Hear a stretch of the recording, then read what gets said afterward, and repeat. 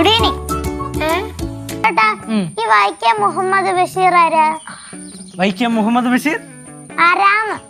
ബേപ്പൂർ സുൽത്താൻ, മലയാളത്തിലെ ഒരു മഹാനായ എഴുത്തുകാരനാണ്. അദ്ദേഹം ഒരുപാട് കഥകളും നോവലുകളും ഒക്കെ എഴുതിയിട്ടുണ്ട്.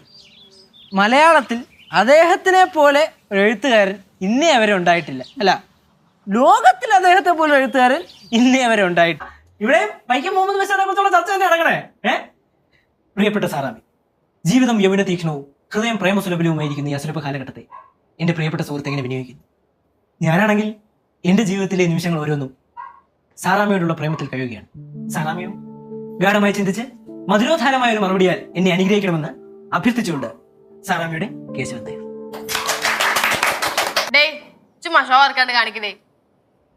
ഇതായിരുന്നു ഞാൻ കൊണ്ടുവന്ന ഗിഫ്റ്റ്.